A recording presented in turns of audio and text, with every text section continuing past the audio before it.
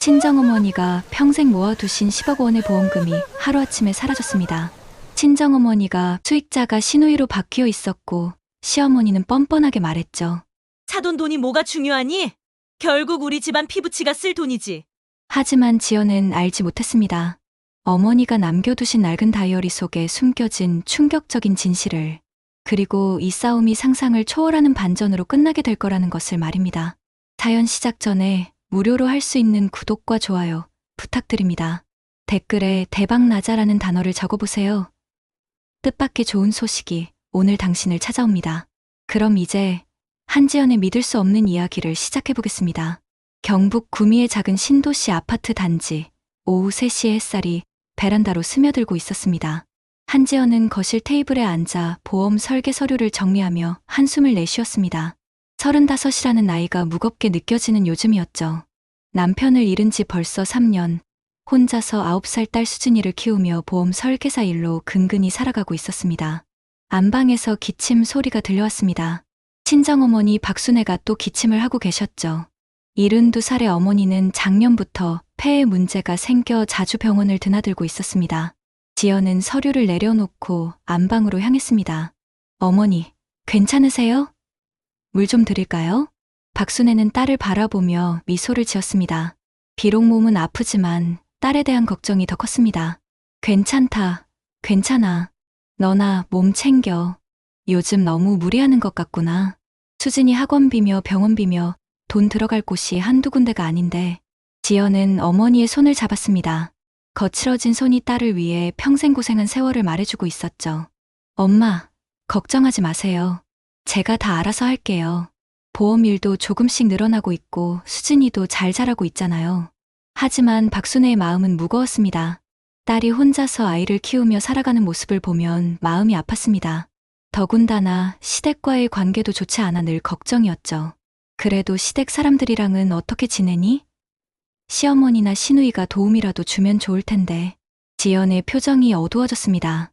시어머니 윤정숙과 시누이 윤미라와의 관계는 남편이 살아있을 때부터 편하지 않았습니다. 특히 시누이 미라는 32의 나이에도 시집을 가지 않고 집에서 놀며 지내면서 며느리인 지연을 항상 무시하는 태도를 보였습니다. 그냥 그러려니 해요. 어차피 자주 볼 일도 없고요. 하지만 속마음은 달랐습니다. 남편이 죽은 뒤로 시댁에서는 연락조차 제대로 하지 않았고 손녀인 수진이에게도 관심을 보이지 않았습니다. 오히려 지연이 혼자 아이를 키우는 것을 못마땅해 하는 눈치였죠. 현관문이 열리는 소리가 들렸습니다. 학교에서 돌아온 수진이었습니다. 엄마, 할머니, 다녀왔어요. 수진이는 책가방을 벗어던지고 할머니가 계신 안방으로 뛰어갔습니다. 박순애는 손녀를 보면 얼굴이 환해졌습니다. 우리 수진이 왔구나. 오늘 학교는 어땠니? 재미있었어요. 오늘 미술 시간에 그림 그렸는데 선생님이 칭찬해 주셨어요. 지연은 이런 모습을 보며 가슴이 따뜻해졌습니다. 비록 어려운 상황이지만 딸과 어머니가 있어 버틸 수 있었습니다. 하지만 현실은 녹록지 않았습니다. 병원비와 생활비, 수진이 교육비까지 감당하기에는 보험 설계사 수입이 넉넉하지 않았죠. 저녁 시간, 세 가족이 둘러앉아 저녁을 먹고 있을 때였습니다. 박순애가 갑자기 심하게 기침을 하기 시작했습니다. 이번에는 평소와 달리 가래에 피가 섞여 나왔습니다.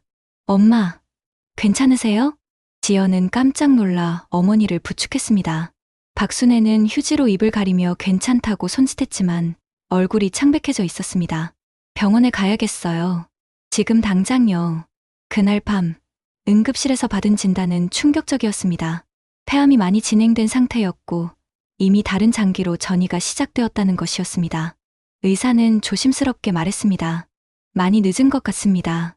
항암 치료를 시작해야겠지만 솔직히 말씀드리면 시간이 그리 많지 않을 것 같습니다. 지연은 하늘이 무너지는 것 같았습니다. 남편을 잃은 지 몇 년도 안 되어 이제 어머니마저 잃을 위기에 처한 것이었죠. 수진이는 할머니가 아프다는 사실에 울음을 터뜨렸습니다. 그날 밤, 병실에서 박순애가 지연의 손을 꼭 잡고 말했습니다. 지연아, 엄마가 너희들 걱정 없이 떠날 수 있도록 해줄 방법이 있어.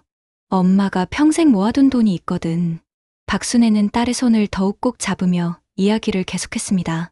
병실의 형광등 불빛 아래서 어머니의 얼굴은 더욱 야위어 보였지만 눈빛만은 또렷했습니다. 지연아, 엄마가 젊었을 때부터 조금씩 모아둔 돈이 있어. 보험도 몇 개 들어놨고 적금도 꾸준히 넣어뒀단다.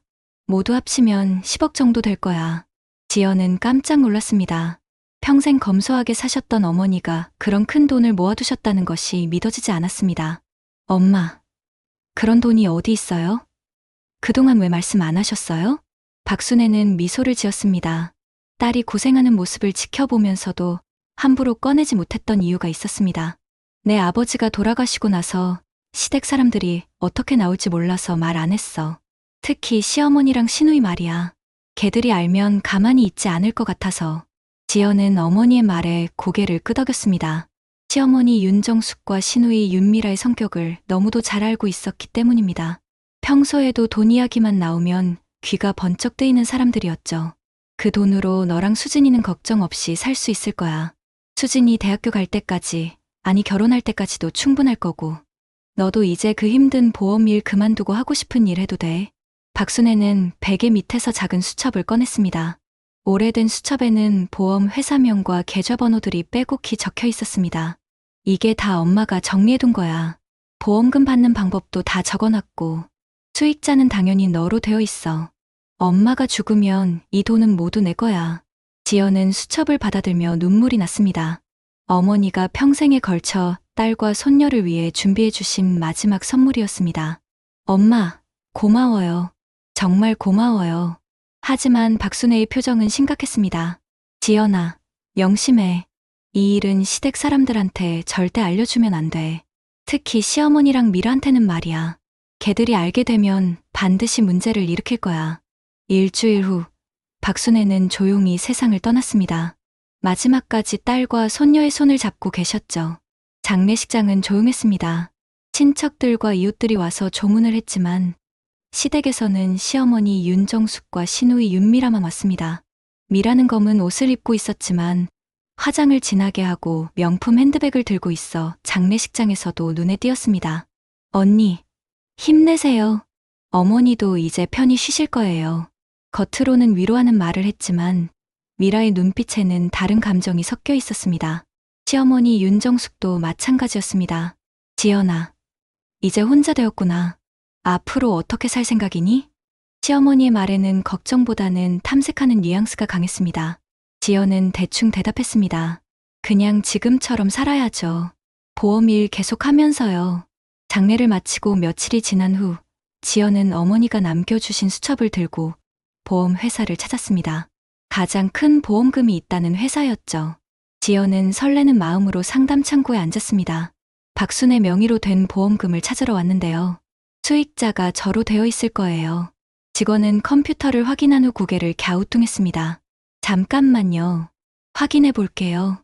몇 분 후 직원의 표정이 이상해졌습니다. 죄송한데요. 이 보험의 수익자가 한 달 전에 변경되었네요. 윤미라 씨로 바뀌어 있습니다. 지연은 귀를 의심했습니다. 네? 그게 무슨 말씀이세요? 제가 수익자인데요. 직원은 화면을 돌려 보여주었습니다. 분명히 수익자가 윤미라로 변경되어 있었고 이미 보험금도 지급된 상태였습니다. 한 달 전에 피보험자이신 박순애 어르신과 윤미라 씨가 직접 오셔서 수익자 변경 신청을 하셨어요. 그리고 어제 윤미라 씨가 와서 보험금을 찾아가셨습니다. 지연은 머리가 띵했습니다. 어머니가 돌아가시기 한 달 전이면 이미 병원에 입원해 있을 때였습니다. 거동도 불편하셨던 어머니가 보험회사에 오셨다는 것이 믿어지지 않았습니다. 다른 보험회사들도 마찬가지였습니다. 모든 보험의 수익자가 윤미라로 변경되어 있었고 이미 보험금은 모두 지급된 후였습니다. 10억이라던 돈이 모두 사라져 있었습니다. 지연은 허탈한 마음으로 집으로 돌아왔습니다. 수진이가 숙제를 하고 있는 모습을 보며 분노가 치밀어 올랐습니다. 시누이 윤미라가 어머니를 속여 보험금을 가로챈 것이 분명했습니다. 그날 밤, 지연은 잠을 이룰 수 없었습니다. 어머니의 마지막 선물을 빼앗긴 분노와 앞으로의 생계에 대한 걱정으로 가슴이 답답했습니다. 반드시 되찾아야 했습니다. 어머니의 유지를 위해서라도 말입니다. 지연은 밤새 뒤척이다가 새벽이 되자마자 시댁으로 향했습니다. 분노와 배신감으로 가슴이 터질 것 같았지만 일단은 확인부터 해야 했습니다. 혹시 오해일 수도 있다는 마지막 희망을 품고 있었죠. 시어머니 윤정숙이 사는 집은 구미 시내의 오래된 단독주택이었습니다. 대문을 열고 들어서니 거실에서 시누이 미라의 웃음소리가 들려왔습니다. 평소와 다르게 밝고 들뜬 목소리였죠. 지연이 거실로 들어서자 미라와 윤정숙이 쇼핑백들 사이에 앉아 있었습니다. 명품 가방과 옷들이 소파 위에 널려 있었고 미라는 새로 산 반지를 끼며 흐뭇해하고 있었습니다. 언니, 웬일이에요? 아침부터. 미라의 목소리에는 여유가 넘쳤습니다. 지연은 심호흡을 하며 본론을 꺼냈습니다. 미라야, 엄마 보험금 이야기 좀 해야겠어. 왜 수익자를 내 이름으로 바꾼 거니? 순간 거실의 공기가 싸늘해졌습니다. 미라는 반지를 만지작거리며 태연하게 대답했습니다. 뭔 소리예요? 할머니가 직접 바꾸신 거예요. 저한테 맡기시겠다고 하시면서요. 지연의 목소리가 떨렸습니다. 그게 말이 돼? 엄마가 병원에 입원해 계실 때인데 어떻게 보험회사에 가실 수 있어? 윤정숙이 끼어들었습니다. 지연아, 내가 너무 예민하게 받아들이는 거 아니니? 사돈어른이 미라를 얼마나 아꼈는데 진짜 딸처럼 생각하셨어. 미라가 비웃듯 웃었습니다. 언니도 참 그래요. 할머니가 얼마나 절 아끼셨는데요. 언니는 바쁘다고 병문안도 자주 못 갔잖아요. 저는 거의 매일 갔어요. 지연은 분노가 치밀어 올랐습니다. 매일 갔다고? 너 일주일에 한 번도 제대로 안 왔잖아. 그리고 엄마가 의식도 없으실 때가 많았는데 어떻게 수익자 변경을 하셨다는 거야? 그때 윤정숙이 날카롭게 말했습니다. 지연아, 말 조심해. 내가 아무리 며느리라지만 우리 딸한테 그렇게 말하는 건 아니지. 그리고 사돈 돈이 뭐가 그렇게 중요하니? 어차피 우리 집안에서 쓸 돈이잖아. 미라가 고개를 끄덕였습니다. 맞아요. 언니는 혼자서 애도 키우는 처지에 그런 큰 돈 관리할 능력이나 있어요? 차라리 제가 잘 관리하는 게 나을 것 같은데요. 지연은 믿을 수 없다는 표정으로 두 사람을 바라봤습니다. 능력? 내가 능력이 없다고? 그 돈은 엄마가 나와 수진이를 위해 평생 모아두신 거야. 윤정숙이 팔짱을 끼며 냉정하게 말했습니다. 그런 소리 하지 마. 사돈어른 돌아가시기 전에 우리한테 직접 말씀하셨어. 미라한테 맡기겠다고. 내가 혼자 아이 키우느라 고생하니까 우리가 대신 관리해주겠다고 하시더라고. 미라가 거들었습니다. 그래요. 할머니가 마지막에 제 손을 꼭 잡고 말씀하셨어요. 내가 수진이까지 잘 부탁한다고요. 지연은 온몸이 떨렸습니다. 거짓말이라는 것을 알면서도 증거가 없었습니다. 거짓말하지 마. 엄마는 마지막까지 나한테만 그 이야기를 하셨어. 미라가 어깨를 으쓱했습니다. 그게 언니 생각이죠. 할머니는 저한테도 많은 이야기를 해주셨거든요. 특히 언니가 보험일 하느라 너무 바빠서 할머니 돌보는 일에 소홀하다고 걱정 많이 하셨어요. 지연은 더 이상 참을 수 없었습니다. 내가 경찰에 신고할 거야. 이건 명백한 사기야. 윤정숙이 코웃음을 쳤습니다. 친구? 좋아. 해봐. 우리는 정당하게 받은 거니까 떳떳해. 오히려 내가 거짓 신고로 처벌받을걸? 미라도 자신만만하게 말했습니다. 언니, 증거도 없으면서 무슨 소리예요? 보험회사 직원들도 다 봤어요. 할머니랑 제가 같이 가서 정식으로 수익자 변경한 거요. 지연은 집으로 돌아와 즉시 경찰서에 신고했습니다. 하지만 경찰의 반응은 시큰둥했습니다. 보험회사에서 정식 절차를 거쳐 수익자 변경이 되었다면 민사 문제일 가능성이 높습니다. 형사 고발을 하시려면 명확한 증거가 있어야 해요. 지연은 절망했습니다. 어머니의 마지막 유지를 지킬 방법이 없어 보였습니다. 그 후 며칠 동네에는 이상한 소문이 돌기 시작했습니다. 지연이 친정어머니의 보험금을 탐낸다는 이야기였습니다. 시장에서 만난 이웃이 지연에게 말했습니다. 지연아, 요즘 동네에서 내 이야기 나오더라. 시댁에서 할머니 돌봤는데 내가 보험금 달라고 우긴다면서. 지연은 어이가 없었습니다. 분명히 시댁에서 퍼뜨린 소문이었습니다. 그게 무슨 말씀이세요? 엄마는 제가 끝까지 모셨어요. 하지만 소문은 걷잡을 수 없이 퍼져나갔습니다. 심지어 수진이 다니는 학교 학부모들 사이에서도 이야기가 나왔습니다. 수진이는 학교에서 친구들에게 이상한 말을 들었다며 울면서 집에 왔습니다. 엄마, 친구들이 우리가 할머니 돈 훔치려 한다고 해요. 그게 무슨 말이에요? 지연은 딸을 꼭 안아주며 눈물을 흘렸습니다. 어머니의 억울함을 풀어드리기는커녕 오히려 딸까지 상처받게 만들고 있었습니다. 그날 밤 지연은 어머니의 유품을 정리하다가 낡은 다이어리를 발견했습니다. 어머니가 평소에 쓰시던 일기장이었습니다. 마지막 페이지에 어머니의 글씨로 이런 말이 적혀 있었습니다. 내가 인감도장은 늘 지연이에게만 맡겼다. 미라와 정수기가 자꾸 보험 이야기를 물어보는데 수상하다. 지연의 가슴이 뛰었습니다. 어머니도 시댁의 속셈을 눈치채고 계셨던 것입니다. 이것이 싸움의 시작이었습니다. 지연은 어머니의 다이어리를 들고 용기를 냈습니다. 이것이 어머니의 진심을 보여주는 유일한 증거였습니다. 다음 날 아침, 지연은 구미에서 가장 유명한 법무법인을 찾아갔습니다. 변호사 박상민은 지연의 이야기를 들으며 고개를 끄덕였습니다. 어머님의 다이어리와 인감 도장 관리 내역이 중요한 증거가 될 수 있습니다. 하지만 상대편도 만만치 않을 것 같네요. 보험회사에서 정식 절차를 거쳤다고 하니까요. 지연은 간절한 마음으로 말했습니다. 변호사님, 꼭 이겨야 해요. 이건 단순한 돈 문제가 아니라 엄마의 유지예요. 박상민은 사건을 맡기로 했습니다. 하지만 며칠 후 충격적인 소식이 들려왔습니다. 시누이 미라가 먼저 지연을 무고죄로 고소한 것이었습니다. 미라는 기자회견까지 열었습니다. 화려한 옷차림에 눈물까지 흘리며 피해자 코스프레를 했습니다.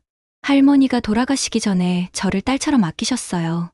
그런데 며느리인 언니가 갑자기 보험금을 달라고 우기면서 저를 사기꾼 취급하고 있어요. 너무 억울해요. 지역 언론에서는 미라의 주장을 그대로 보도했습니다. 기사 제목은 시누이를 사기꾼으로 모는 악독한 며느리였습니다. 댓글들도 대부분 미라를 동정하는 내용이었죠. 지연은 분노했지만 더 큰 문제가 생겼습니다.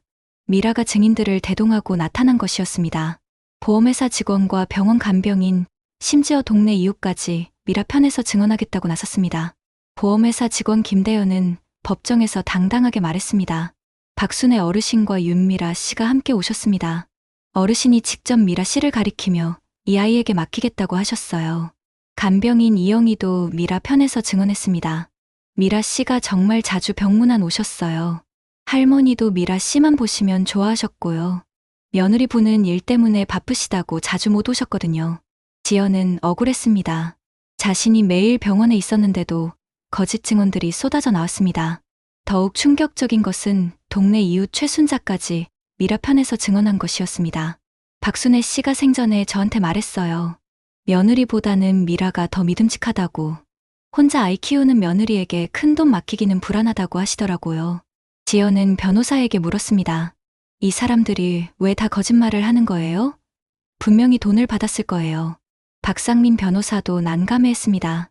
입증하기가 어렵습니다. 상대편이 치밀하게 준비한 것 같아요. 한편 미라는 법정 밖에서도 지연을 괴롭혔습니다. 지연이 다니는 보험회사에 전화를 걸어 악소문을 퍼뜨렸습니다. 한지연이라는 직원이 있나요? 그 사람 친정어머니 보험금 가로채려고 소송까지 걸고 있어요. 그런 사람이 보험 일을 해도 되는 건가요? 지연의 직장 상사는 지연을 불러 경고했습니다. 지연 씨, 개인 문제가 회사에까지 영향을 미치고 있어요. 고객들도 불안해하고 있고요. 빨리 정리하세요. 지연의 수입도 줄어들기 시작했습니다. 소문이 퍼지면서 보험 가입을 취소하는 고객들이 늘어났습니다. 생계마저 위태로워졌죠. 수진이도 학교에서 더욱 심한 괴롭힘을 당했습니다. 아이들이 할머니 돈 훔치는 엄마를 두뇌라며 따돌렸습니다. 수진이는 매일 울면서 집에 왔습니다. 엄마, 학교 가기 싫어요. 친구들이 자꾸 나쁜 말 해요. 지연은 딸을 보며 마음이 찢어졌습니다. 어머니의 유지를 지키려다가 딸까지 상처 입히고 있었습니다. 그런 어느 날, 지연은 어머니의 유품을 더 자세히 살펴보다가 중요한 발견을 했습니다. 어머니의 낡은 수첩 사이사이에 메모지들이 끼어 있었는데 그중 하나에 이런 내용이 적혀 있었습니다. 미라와 시어머니가 보험회사 직원과 만났다. 수상하다. 내 인감도장을 자꾸 달라고 한다. 또 다른 메모에는 날짜까지 적혀 있었습니다. 3월 15일. 미라가 또 보험 이야기를 꺼냈다. 시어머니도 함께 뭔가 꾸미고 있는 것 같다. 지연의 심장이 뛰었습니다. 어머니가 시댁의 음모를 눈치채고 기록해두신 것이었습니다. 하지만 여전히 결정적인 증거는 부족했습니다. 첫 번째 재판이 열렸습니다. 미라 측 변호사는 자신만만했습니다. 피고인 윤미라는 고인이 생전에 가장 아끼던 시누이입니다. 고인이 직접 보험회사에 가서 수익자를 변경한 것이고 여러 증인들이 이를 증명하고 있습니다. 반면 지연의 변호사는 어머니의 다이어리와 메모들을 증거로 제출했습니다. 고인의 친필 기록을 보시면 피고들의 수상한 행동을 의심하고 있었음을 알 수 있습니다. 특히 인감 도장 관리는 원고에게만 맡겼다는 기록이 있습니다. 하지만 판사는 미라 쪽에 유리한 반응을 보였습니다. 증인들의 증언이 일관성 있고 구체적입니다. 반면 원고 측 증거는 추측에 기반한 것 같네요. 재판이 끝난 후 지연은 절망에 빠졌습니다. 모든 것이 미라에게 유리하게 돌아가고 있었습니다. 그날 밤 집에 돌아온 지연은 또 다른 충격을 받았습니다. 차 앞유리가 깨져 있었고 와이퍼에 쪽지가 끼워져 있었습니다. 포기해. 내가 이길 수 없어. 더 우기면 수진이도 다칠 수 있다. 지연은 온몸이 떨렸습니다. 이제는 협박까지 받고 있었습니다. 하지만 포기할 수는 없었습니다. 어머니의 마지막 유지를 그리고 딸의 미래를 지켜야 했습니다. 협박 쪽지를 받은 후 지연은 밤잠을 이룰 수 없었습니다. 수진이의 안전까지 위협받는 상황에서 계속 싸워야 할지 고민되었습니다. 하지만 어머니의 얼굴이 자꾸 떠올랐습니다. 평생 고생하시며 딸과 손녀를 위해 모아두신 그 돈을 이렇게 빼앗길 수는 없었습니다. 다음 날 아침, 지연은 수진이를 학교에 보내고 변호사 사무실로 향했습니다. 박상민 변호사는 지연의 초조한 표정을 보며 걱정스러워했습니다. 지연 씨, 어젯밤 일은 경찰에 신고하셨나요? 이건 명백한 협박이에요. 지연은 고개를 저었습니다. 신고해봤자 소용없을 것 같아요. 시어머니 인맥이 꽤 넓거든요. 경찰서에도 아는 사람들이 있고요. 박상민은 답답해했습니다. 그렇다고 포기할 수는 없잖아요. 우리에게도 증거가 있으니까요. 하지만 지연의 마음은 무거웠습니다. 상대방이 얼마나 치밀하게 준비했는지 알 수 있었습니다. 거짓 증인들까지 매수한 것을 보면 돈과 권력을 동원해 승부를 보려는 것 같았습니다. 이틀 후 두 번째 재판이 열렸습니다. 이번에는 미라가 더욱 교묘한 수를 써왔습니다. 조작된 음성 파일을 증거로 제출한 것이었습니다. 재판장에 울려 퍼진 목소리는 분명히 어머니 박순애의 목소리였습니다. 미라야, 내 보험금은 내가 관리해줘. 지연이는 아이 키우느라 바쁘고 돈 관리도 서툴러서 걱정이야. 지연은 깜짝 놀랐습니다. 분명히 어머니의 목소리였지만 그런 말씀을 하실 리가 없었습니다. 미라의 변호사가 당당하게 말했습니다. 이 음성 파일은 고인이 병원에 계실 때 녹음한 것입니다. 고인의 진심이 담긴 유언이라고 할 수 있습니다. 지연은 벌떡 일어났습니다. 거짓말이에요. 엄마가 그런 말씀을 하실 리 없어요. 하지만 판사는 지연을 제지했습니다. 원고, 조용히 하세요. 증거 검토는 전문기관에 의뢰하겠습니다. 미라는 승리를 확신하는 듯한 표정으로 지연을 바라봤습니다. 시어머니 윤정숙도 방청석에서 만족스러운 미소를 짓고 있었습니다. 재판이 끝난 후 지연은 절망에 빠졌습니다. 음성 파일까지 조작해가며 싸우는 상대를 어떻게 이길 수 있을지 막막했습니다.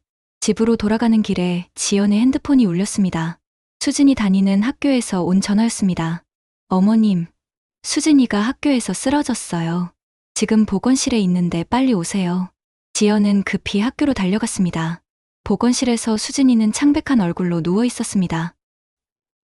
엄마, 아이들이 자꾸 나쁜 말해서 너무 무서워요. 담임 선생님이 지연을 불러내 말했습니다. 어머님, 요즘 수진이가 많이 힘들어해요. 아이들이 자꾸 놀리고 따돌려서 혹시 집안에 무슨 일이라도 있나요? 지연은 눈물이 났습니다.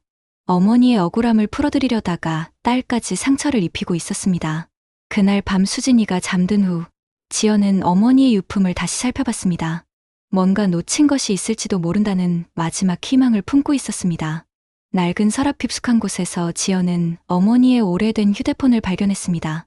충전을 해보니 다행히 켜졌습니다. 어머니는 평소 기계에 서툴러서 삭제하는 방법을 몰라 메시지들이 그대로 남아 있었습니다. 지연은 통화 기록을 확인했습니다. 어머니가 돌아가시기 한 달 전부터 시어머니와 미라의 전화가 자주 걸려온 것을 볼 수 있었습니다. 그 중에서도 특별한 대화가 녹음되어 있었습니다. 윤정숙의 목소리였습니다. 사돈, 미라한테 보험금 수익자 바꿔주세요. 지연이는 혼자 아이 키우느라 정신없으니까 우리가 대신 관리해주면 되잖아요. 어머니의 약한 목소리가 들렸습니다. 아니에요. 그 돈은 지연이와 수진이를 위해 모아둔 거예요. 절대 안 돼요. 미라의 목소리도 들렸습니다. 할머니, 언니 혼자서는 그런 큰 돈 관리 못해요. 사업이라도 해서 돈을 불려야죠. 어머니가 화를 내는 목소리였습니다. 안 된다고 했잖아. 내 돈 내가 알아서 할게. 지연은 손이 떨렸습니다. 어머니가 끝까지 거부하셨다는 명확한 증거였습니다. 더 중요한 것은 이 대화 뒤에 이어진 시어머니와 미라만의 대화였습니다. 윤정숙이 미라에게 속삭이는 목소리였습니다. 미라야, 저 늙은이 고집이 너무 세네. 우리가 알아서 해야겠어. 보험회사 직원한테 돈 좀 줘봐. 미라가 대답했습니다. 알겠어요, 엄마. 어차피 얼마 못 사실 것 같은데 우리가 미리 처리해야죠. 지연은 온몸에 소름이 돋았습니다. 시어머니와 미라가 어머니 몰래 음모를 꾸몄다는 결정적 증거였습니다. 어머니의 휴대폰이 자동으로 녹음된 것이었습니다. 하지만 기쁨도 잠시, 지연은 걱정이 되었습니다. 상대방이 이 증거의 존재를 알게 되면 또 어떤 위험한 일을 저지를지 몰랐습니다. 다음날 지연은 조심스럽게 변호사에게 연락했습니다. 변호사님, 중요한 증거를 발견했어요. 하지만 안전한 곳에서 만나야겠어요. 박상민은 즉시 이해했습니다. 제 사무실 말고 다른 곳에서 만나시죠. 혹시 모르니까요. 그들은 구미에서 조금 떨어진 커피숍에서 만났습니다. 박상민이 음성 파일을 들은 후 감탄했습니다. 이건 결정적 증거예요. 상대방의 음모가 명확히 드러나는 내용입니다. 하지만 동시에 걱정스러워했습니다. 문제는 이 증거를 어떻게 안전하게 법정에 제출하느냐는 거예요. 상대방이 알면 또 무슨 수를 쓸지 모르거든요. 지연도 걱정이 많았습니다. 하지만 이제 물러설 수는 없었습니다. 어머니의 진실이 드디어 밝혀질 기회였습니다. 그날 밤 지연은 수진이를 꼭 안으며 다짐했습니다. 엄마, 이제는 제가 지켜낼게요. 반드시요. 하지만 지연은 아직 몰랐습니다. 더 큰 시련이 기다리고 있다는 것을 말입니다. 결정적 증거를 발견한 지연은 한시라도 빨리 재판에서 진실을 밝히고 싶었습니다. 하지만 박상민 변호사는 신중함을 당부했습니다. 지연 씨, 성급하게 움직이면 안 됩니다. 상대방이 이 증거의 존재를 눈치채면 또 다른 방해 공작을 할 수 있어요. 지연은 조바심이 났지만 변호사의 말이 옳다는 것을 알았습니다. 그들은 비밀리에 음성 파일을 분석하고 법정 제출 준비를 했습니다. 하지만 며칠 후 예상치 못한 일이 벌어졌습니다. 지연의 집에 도둑이 들었던 것입니다. 다행히 지연과 수진이는 집에 없었지만 집안이 완전히 뒤져놓은 상태였습니다. 경찰이 와서 조사했지만 별다른 돈 한 푼은 없었습니다. 오히려 어머니의 유품들만 뒤져놓은 상태였습니다. 이상하네요. 돈이나 귀중품은 그대로 두고 왜 이런 낡은 물건들만 뒤졌을까요? 지연은 소름이 돋았습니다. 분명히 어머니의 휴대폰을 찾으려 했던 것입니다. 다행히 중요한 증거는 변호사 사무실 금고에 보관해둔 상태였습니다. 그날 밤 지연은 수진이와 함께 모텔에서 하룻밤을 보내야 했습니다. 집에 있기가 무서웠기 때문입니다. 엄마, 우리 집에 왜 나쁜 사람이 왔어요? 무서워요. 지연은 딸을 꼭 안아주며 안심시켰지만 속으로는 두려웠습니다. 상대방이 어디까지 갈 수 있는지 알 수 없었습니다. 다음 주 세 번째 재판이 열렸습니다. 이번에는 미라 측에서 더욱 충격적인 증거를 들고 나왔습니다. 동네 이웃들의 탄원서였습니다. 한지연은 평소 시어머니와 시누이를 무시하는 태도를 보였습니다. 반면 윤미라는 항상 예의 바르고 친정어머니를 친딸처럼 모셨습니다. 한지연은 보험 미래만 신경 쓰고 어머니 병간 후에는 소홀했습니다. 윤미라가 대신 병원에서 간병을 도맡아 했습니다. 지연은 믿을 수 없었습니다. 거의 모든 동네 이웃들이 미라 편에서 탄원서를 써준 것이었습니다. 판사도 이 탄원서들을 심각하게 받아들이는 것 같았습니다. 많은 분들이 일관되게 증언하고 계시는군요. 피고 윤미라 씨가 고인을 친딸처럼 돌봤다는 내용입니다. 미라의 변호사가 추가로 말했습니다. 재판장님, 원고 한지연은 친정어머니보다 돈에 더 관심이 많았던 것 같습니다. 고인이 살아계실 때도 보험금 이야기를 자주 꺼냈다고 합니다. 지연은 억울함에 소리쳤습니다. 그건 거짓말이에요. 저는 엄마 보험금 이야기를 들은 적도 없어요. 하지만 판사는 지연을 바라보는 눈빛이 차가웠습니다. 원고는 감정적으로 반응하지 마시고 차분히 증거로 반박하시기 바랍니다. 재판이 끝난 후 지연은 완전히 무너졌습니다. 모든 것이 미라에게 유리하게 돌아가고 있었습니다. 심지어 자신이 돈에 욕심 많은 며느리로 묘사되고 있었습니다. 변호사 박상민도 난감해했습니다. 상대방이 정말 치밀하게 준비했네요. 동네 사람들까지 매수했을 줄은 몰랐습니다. 그때 지연의 핸드폰에 문자가 왔습니다. 포기하지 않으면 수진이가 다칠 수도 있다. 마지막 경고다. 지연은 온몸이 떨렸습니다. 이제는 딸을 직접 위협하고 있었습니다. 변호사님, 이제 정말 위험해진 것 같아요. 수진이까지 위협받고 있어요. 박상민은 심각한 표정으로 말했습니다. 지연 씨, 우리가 가진 음성 파일을 빨리 법정에 제출해야겠어요. 더 늦으면 안 될 것 같습니다. 하지만 그날 밤 더 큰 충격이 기다리고 있었습니다. 지연이 수진이를 데리러 학교에 갔을 때 담임 선생님이 심각한 표정으로 말했습니다. 어머님, 오늘 수진이가 학교 뒷문에서 낯선 남자에게 말을 걸렸다고 해요. 다행히 다른 아이들이 있어서 아무 일 없었지만요. 지연은 식은땀이 났습니다. 정말로 수진이를 노리고 있는 것 같았습니다. 그날 밤 지연은 중요한 결정을 내렸습니다. 수진이를 친구 집에 며칠 맡기고 자신은 끝까지 싸우기로 한 것입니다. 수진아, 며칠 동안 은진의 집에서 지내줄 수 있을까? 엄마가 중요한 일이 있어서. 수진이는 불안한 표정으로 물었습니다. 엄마, 나쁜 사람들 때문이에요? 엄마도 조심하세요. 지연은 딸을 꼭 안아주며 약속했습니다. 걱정하지 마. 엄마가 모든 걸 해결할게. 다음날 지연은 변호사와 함께 최후의 준비를 했습니다. 어머니의 음성 파일을 법정에 제출하기로 한 것입니다. 하지만 그때 뜻밖의 인물이 변호사 사무실에 나타났습니다. 보험회사 직원 김대현이었습니다. 그는 초췌한 모습으로 지연을 찾아왔습니다. 지연 씨, 죄송합니다.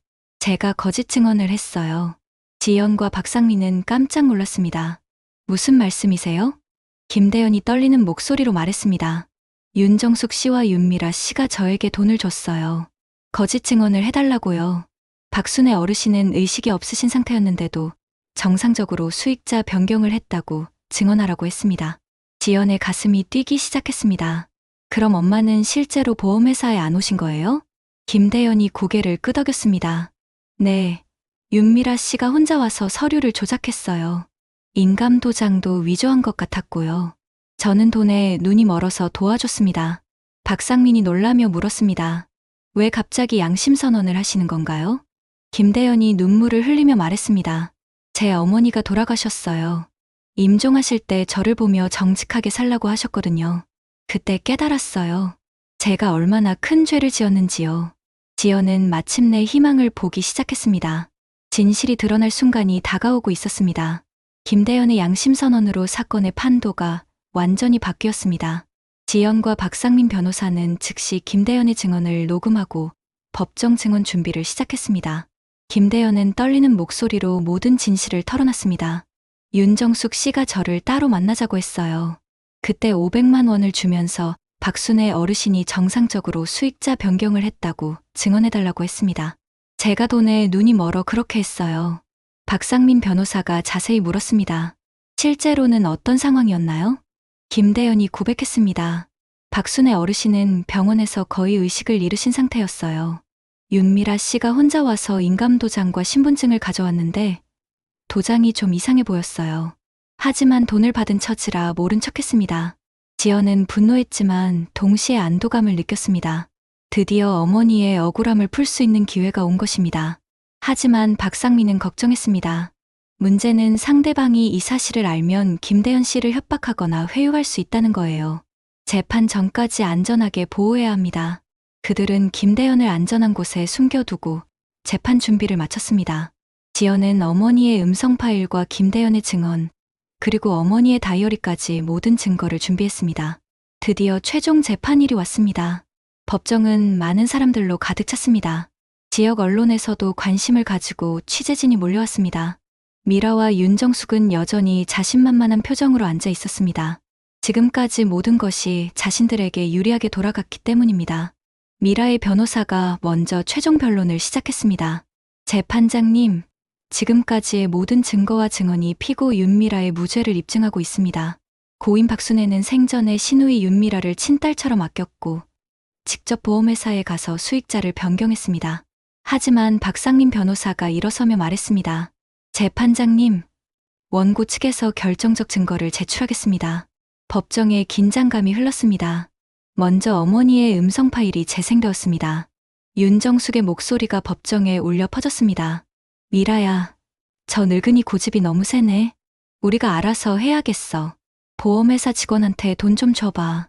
미라의 목소리도 이어졌습니다. 알겠어요, 엄마. 어차피 얼마 못 사실 것 같은데 우리가 미리 처리해야죠. 법정이 술렁거렸습니다. 미라와 윤정숙의 얼굴이 창백해졌습니다. 미라가 벌떡 일어나며 소리쳤습니다. 그건 조작된 거예요. 누군가 우리 목소리를 따라한 거라고요. 하지만 박상민은 차분하게 말했습니다. 재판장님, 이 음성 파일은 고인 박순애의 휴대폰에서 발견된 것으로 전문기관의 감정을 받았습니다. 조작 흔적은 전혀 발견되지 않았습니다. 그때 법정 뒤쪽에서 김대현이 일어났습니다. 재판장님, 증언하겠습니다. 김대현이 증인석에 섰습니다. 그의 얼굴은 결연했습니다. 저는 보험회사 직원 김대현입니다. 지금까지 거짓 증언을 해왔지만 이제 진실을 말하겠습니다. 법정이 완전히 조용해졌습니다. 윤정숙 씨와 윤미라 씨가 저에게 500만 원을 주면서 거짓 증언을 부탁했습니다. 박순애 어르신은 실제로 보험회사에 오신 적이 없습니다.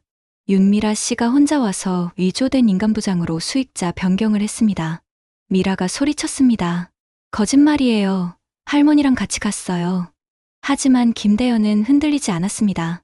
CCTV 기록을 확인해 보시면 됩니다. 그날 윤미라 씨 혼자만 보험회사에 왔습니다. 판사가 무겁게 말했습니다. CCTV 기록을 확인하도록 하겠습니다. 며칠 후 CCTV 분석 결과가 나왔습니다. 정말로 미라 혼자만 보험회사에 온 것이 확인되었습니다. 박순애는 그날 병원 침대에서 의식불명 상태였습니다. 최종 판결일이 되었습니다.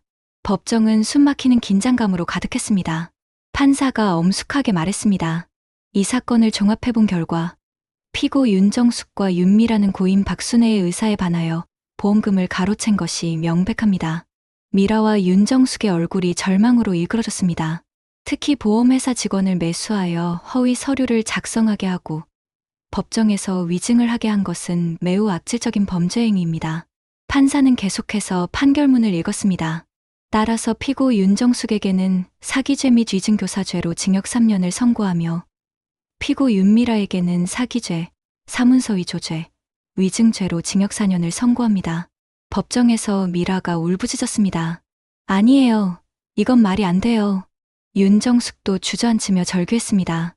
우리가 뭘 잘못했다는 거예요. 하지만 판사는 냉정하게 말했습니다. 또한 피고들은 원고 한지연에게 보험금 10억 원과 지연 손해금을 즉시 반환하라고 명령합니다. 지연은 눈물을 흘리며 한들을 올려다봤습니다. 엄마, 드디어 해냈어요. 드디어 진실이 밝혀졌어요. 법정을 나서며 지연은 변호사에게 고마움을 표했습니다. 변호사님, 정말 고마워요. 변호사님 덕분에 엄마의 억울함을 풀 수 있었어요. 박상민도 감동받았습니다. 지연 씨가 끝까지 포기하지 않았기 때문에 가능한 일이었어요. 그날 밤 지연은 수진이를 데리러 갔습니다. 딸을 보는 순간 눈물이 났습니다. 수진아, 이제 괜찮아. 모든 게 끝났어. 수진이가 엄마를 꼭 안으며 말했습니다. 엄마, 수고했어요. 할머니도 기뻐하실 거예요. 지연은 딸과 함께 어머니의 영정 앞에 섰습니다. 엄마, 정의가 이겼어요. 이제 편히 쉬세요. 판결이 확정된 후 몇 주가 지났습니다. 지연은 어머니 박순애의 영정 앞에 앉아 조용한 시간을 보내고 있었습니다. 길고 긴 법정 싸움이 끝나고 나니 마음이 한편으론 후련하면서도 한편으론 허전했습니다. 엄마, 정말 힘든 시간이었어요. 하지만 엄마가 남겨주신 증거들 덕분에 진실을 밝힐 수 있었어요. 지연의 눈가에 눈물이 맺혔습니다. 어머니가 마지막 순간까지 딸과 손녀를 위해 애쓰신 마음이 고마웠습니다. 며칠 후 보험회사에서 연락이 왔습니다. 10억 원의 보험금이 모두 지연의 계좌로 입금되었다는 소식이었습니다. 추가로 지연 손해금까지 합쳐 11억 원이 넘는 큰 돈이었습니다. 지연은 통장을 보며 복잡한 심정이었습니다. 이 돈이 단순한 재산이 아니라 어머니의 사랑과 희생이 담긴 유산이라는 것을 알고 있었기 때문입니다. 수진이가 학교에서 돌아와 말했습니다. 엄마, 오늘 친구들이 우리 이야기 뉴스에서 봤다고 해요. 이제 아무도 나쁜 말 안 해요. 지연은 딸을 안아주며 미소 지었습니다. 그동안 수진이가 받았을 상처를 생각하니 마음이 아팠지만 이제는 당당하게 살 수 있을 것 같았습니다. 한편 윤정숙과 미라는 감옥에 수감되어 있었습니다. 두 사람 모두 항소를 포기한 상태였습니다. 변호사비마저 감당할 수 없는 상황이 되었기 때문입니다. 미라는 감옥에서 후회하고 있었습니다. 욕심 때문에 모든 것을 잃었다는 사실이 뼈저리게 느껴졌습니다. 윤정숙 역시 며느리에 대한 미움이 결국 자신과 딸의 인생을 망쳤다는 것을 깨달았습니다. 지역 사회에서도 두 사람에 대한 시선은 차가웠습니다.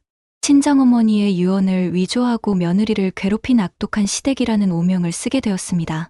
동네 이웃 최순자도 후회하고 있었습니다. 돈을 받고 거짓 증언을 했다가 위증죄로 벌금형을 받았기 때문입니다. 그럴 줄 알았으면 절대 그러지 말았을 텐데. 지연이한테 너무 미안해. 이웃들은 지연을 다시 보기 시작했습니다.